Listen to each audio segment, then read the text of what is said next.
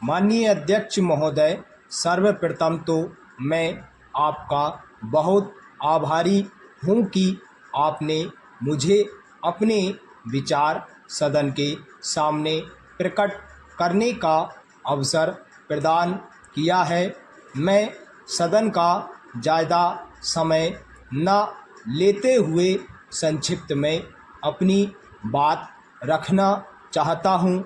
सदस्य महोदय ने सदन में जो विधेयक पेश किया है, मैं उसका हृदय से समर्थन करता हूं और मैं समझता हूं कि इस विधेयक पर आज कोई निर्णय अवश्य लिया जाना चाहिए।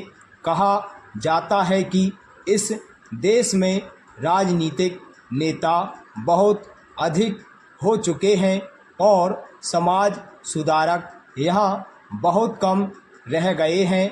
यह बात बिल्कुल सही है और मैं स्वयं इस समस्या पर कई दिनों से सोच रहा हूँ।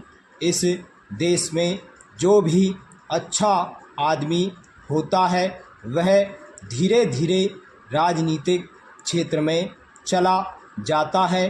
बड़े बड़े उपदेश तो सभी देते हैं कि गरीब की सहायता करनी चाहिए, किसी की वस्तु पर कब्जा नहीं करना चाहिए और किसी दुखी को बिना कारण कष्ट नहीं देना चाहिए। वास्तव में ऐसा कोई करता नहीं है।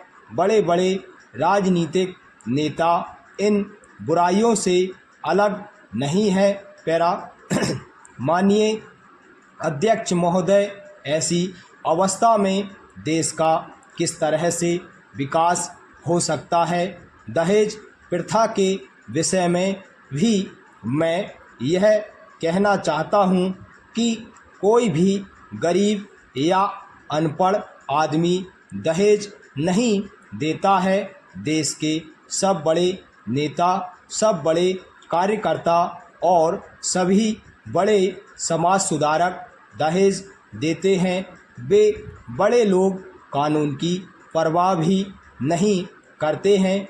पंजाब में एक कानून बनाया गया है कि पिता की संपत्ति में लड़कियों को भी उतना ही हिस्सा मिलेगा जितना लड़कों को मिलता है।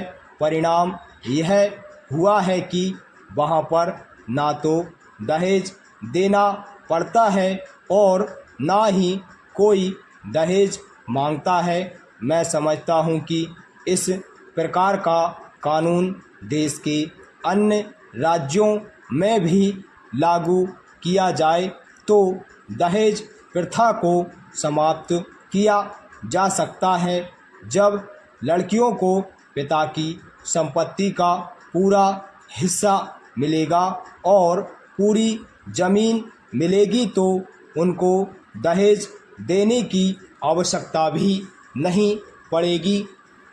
एक बात जो मैंने अभी कही है कि सबसे पहले हमें अपनी आदतों को सुधारना चाहिए।